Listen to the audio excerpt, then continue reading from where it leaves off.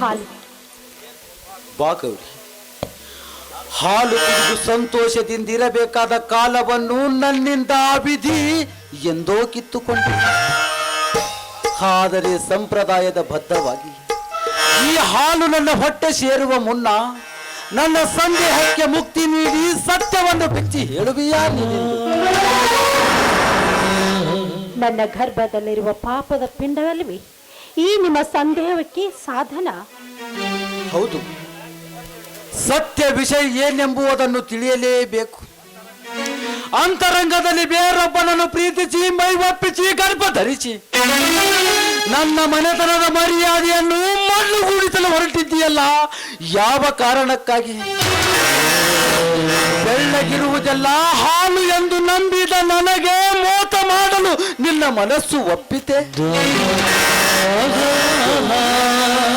ನಿನಗೆ ನನ್ನ ಮೇಲೆ ಮನಸ್ಸಿಲ್ಲದಿದ್ದರೆ ನನಗೆ ಒಂದೇ ಒಂದು ಮಾತನ್ನು ಹೇಳಿದರೆ ನಾನೇ ನಿಂತು ನಿನ್ನ ಮದುವೆ ಮಾಡುತ್ತಿದ್ದೆ. ನಿನ್ನ ಮನ ಬಯಸಿದವ ಒಂದು ವೇಳೆ ಹೇಳಿದರೆ ನಾನೇ ನಿನ್ನ ಕೊರಳಿಗೆ ಒತ್ತಾಯದಿಂದ ತಾಳಿ ಕಟ್ಟುತ್ತೇನೆ ಎಂದು ತಿಳಿದು ಮನ ಬಯಸಿದವನಿಗೆ ಮೈ ಒಪ್ಪಿಸಿ ಮದುವೆಗಿಂತ ಮುಂಚೆ ಮಗುವಿನ ತಾಯಿ ಆಗುವುದೇ ಉಚಿತವಲ್ಲ.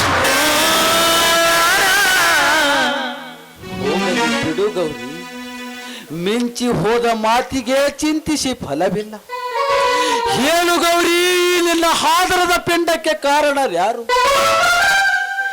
ಸತ್ಯ ವಿಷಯವನ್ನು ನೀವು ತಿಳಿಬೇಕಾದ್ರೆ ಈ ಗೌರಿ ಆ ಕಾಲಚಕ್ರಕ್ಕೆ ಬಲಿಯಾದಾಗ ಮಾತ್ರ ಸಾಧ್ಯ.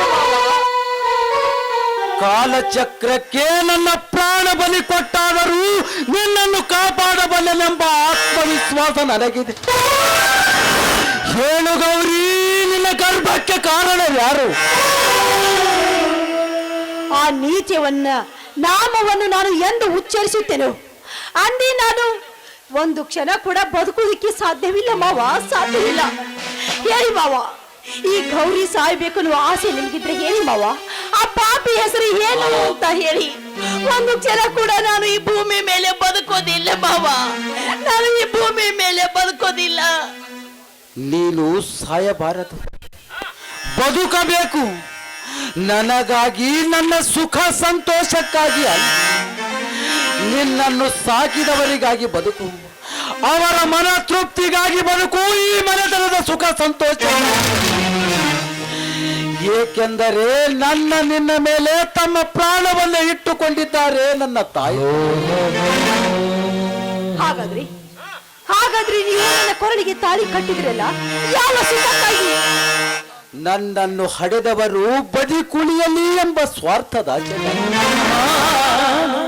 ಒಂದು ವೇಳೆ ತಾಳಿ ಕಟ್ಟಲು ನಿರಾಕರಿಸಿದರೆ ಆ ವೀರೇಂದ್ರ ನನ್ನ ತಾಯಿ ತಂದೆಯರನ್ನು ಊರ ಪಂಚಾಯತಿ ಕಟ್ಟೆಯಲ್ಲಿ ನಿಲ್ಲಿಸಿ ಅವಮಾನಿಸಿ ಬಿಡುತ್ತಿದ್ದ. ಆ ಅವಮಾನವನ್ನು ಸಹಿಸುವ ಶಕ್ತಿ ಇಲ್ಲದ ನನ್ನ ತಾಯಿ ತಂದೆ ಖಂಡಿತವಾಗಿಯೂ ಬದುಕುತ್ತಿರಲಿಲ್ಲ. ಆ ಅವಮಾನದ ಸಂಕಟದ ಸಂಕೋಲೆಗಳನ್ನು ಕಿತ್ತೆಸೆಯಲು ನಿನ್ನ ಕೊರಳಿಗೆ ಅವಮಾನ ಆಗುತ್ತದೆ ಅಂತ ತೆಗೆದುಕೊಂಡು ನಿಮ್ಮ ಸ್ವಂತ ಸುಖವನ್ನೇ ಬಲಿ ಕೊಡೋದು ಯಾವ ನ್ಯಾಯ ಮಾವ, ಯಾವ ನ್ಯಾಯ? ಸುಖ ಸಂತೋಷ ನೀನೆಂದು ಗಂಡನಿಲ್ಲದ ಗರತಿಯಾಗಿ ಹಾದರದ ಪಿಂಡವನ್ನು ಹೊತ್ತುಕೊಂಡೆಯೋ ಅಂದೇ ಸುಟ್ಟು ಕರ್ಮನಾಶವಾಗಿ ನನ್ನ ಸುಖ ಸಂತೋಷದ ಶೆಲೆ. ಹಾಗಾದ್ರೆ ಗಂಡ ಹೆಂಡತಿ ಎಂಬ ಈ ಸಂಬಂಧ ಯಾವ ಹಿತಕ್ಕಾಗಿ? ಈ ಸಮಾಜದ ತೋರಿಕೆಗಾಗಿ ಮಾತ್ರ. ಈ ಹಾಳು ಸಮಾಜದ ನಿಂದೆಯ ಬಿರುನುಡಿಗಳಿಗೆ ಬೇಡಿ ಹಾಕಲು ಮಾತ್ರ. ಆದರೆ ಇಂದಿನಿಂದ ನೀನು ನನ್ನ ಅಂತರಂಗದ ಆತ್ಮದಲ್ಲಿ ನನ್ನ ಸತಿಯಲ್ಲ, ನನ್ನ ಸಹೋದರಿ.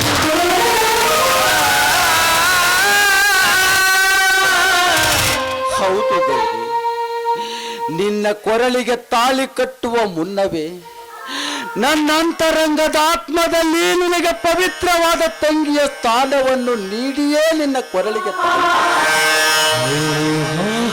ಆ ವಿಧಿಯ ಕೈವಾಡದ ಕರ್ಮವನ್ನರಿಯದೆ ನಾವಿಬ್ಬರೂ ಗಂಡ ಹೆಂಡತೀರೆಂದು ಅರಿತು ಮೈ ಮರೆತು ಹಾಡಿ ಕುಣಿದಾಡಿದ್ದೇವೆ. ಮುಂಬಾಳಿನ ಆಶಾ ಗೋಪುರವನ್ನು ಕಟ್ಟಿ ಮೆರೆದಾಡಿದ್ದೇವೆ. ಅದು ಎಲ್ಲವೀಗ ಒಂದು ಕೆಟ್ಟ ಕನಸೆಂದು ಮರೆತು ಬಿಡು. ತಂಗಿಯ ಸ್ಥಾನ ಬಹಳ ಪವಿತ್ರವಾದ. ನನ್ನ ರಕ್ತದ ಕಣಗಳೆಲ್ಲವೂ ನೀನೇ ನನ್ನ ತಂಗಿ ಎಂದು ಸಂತೋಷಗೊಂಡ. ಆದರೆ ಒಂದು ಮಾತು ನೆನಪಿರಲಿ, ನನ್ನ ಅತ್ತೆಯ ಮಗಳ ಸ್ಥಾನದಲ್ಲಿದ್ದು ನನಗೆ ಮೋಸಗೈದಂತೆ ಈ ನನ್ನ ತಂಗಿಯ ಸ್ಥಾನದಲ್ಲಿದ್ದು ಈ ನಿನ್ನ ಅಣ್ಣನಿಗೆ ಮೋಸ ಮಾಡದಿರಮ್ಮ.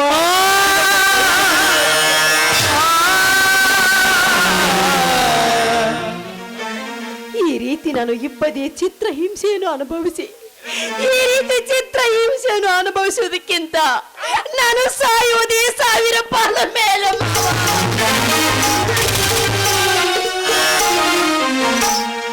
ತಂಗಿ, ಹಾಗೆ ಮಾಡದಿರಮ್ಮ.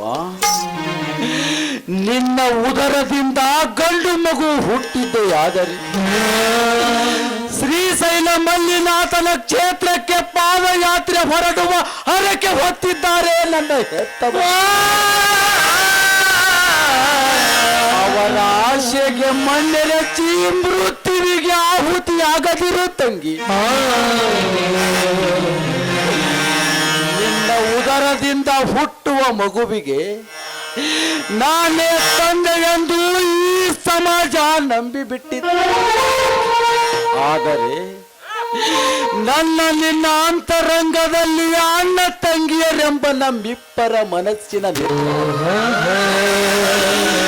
ಈ ಹಾಳು ಸಮಾಜಕ್ಕೆ ಗೊತ್ತಾಗಬಾರದು. ಅಷ್ಟೇ ಅಲ್ಲ, ಹುಟ್ಟಿ ಬರುವ ಕಂದನಿಗೂ ಗೊತ್ತಾಗಬಾರದು ತಂಗಿ.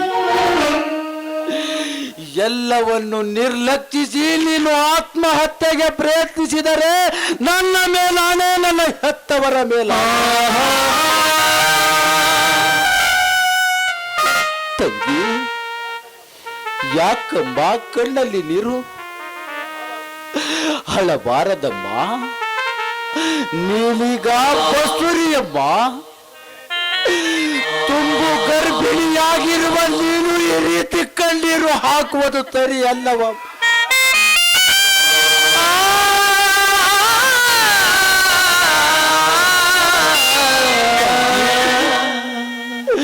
ರಾತ್ರಿ ಬಹಳವಾಗಿದೆ, ಮಲಗಿಕೊಳ್ಳಮ್ಮ. ನಾನಿದ್ದೆ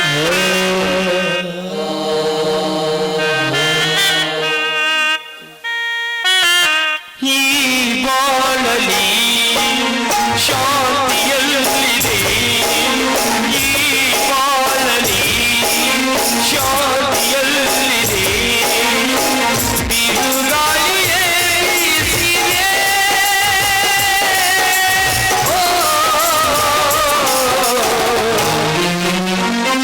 ಅನುದಿನವೂ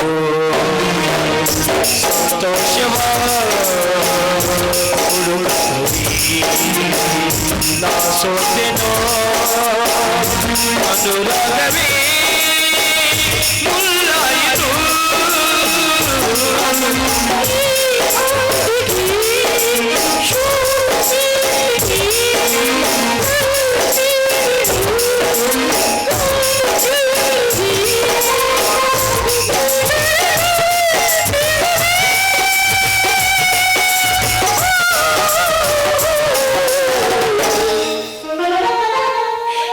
ಕ್ರೂರವಿದೆ. ಯಾಕೆ ಈ ರೀತಿ ನನ್ನ ಬಾಳಿನಲ್ಲಿ ಆಟ ಆಡ್ತಾ ಇದೆಯಾ ದೇವ್ರೆ? ನಾನು ಏನು ತಪ್ಪು ಮಾಡಿದೆ ಅಂತ ತಿಳಿದುಕೊಂಡು ನನಗೆ ರೀತಿ ಶಿಕ್ಷೆ ನೋಡಿದ್ರೆ ನನ್ನನ್ನು ಸಾಯುವುದಕ್ಕೂ ಬಿಡ್ತಾ ಇಲ್ಲ, ಬದುಕುವುದಕ್ಕೂ ಕೂಡ ಬಿಡ್ತಾ ಇಲ್ಲ. ಯಾಕಮ್ಮ, ಯಾಕೆ? ನಾನು ನಿನಗೆ ಏನು ಅನ್ಯಾಯ ಮಾಡಿದೆ ಅಂತ ನನಗೆ ರೀತಿ ಶಿಕ್ಷೆ ತಾಯಿ? ತಾಳಿ ಕಟ್ಟಿದ ಗಂಡನ ಕೈಯಿಂದ ತಾಳಿ ಕಟ್ಟಿದ ಗಂಡನ ಪಾದ ಸೇವೆಯನ್ನು ಮಾಡುತ್ತಾ ಅವರ ಚರಣ ದಾಸಿಯಾಗಿ ಬಾಳಬೇಕಾದ ನಾನು ಇವತ್ತು ನೋಡಿದ್ರಿ ಅವರ ಸಹೋದರಿಯಾಗಿ ಬಾಳುವಂತ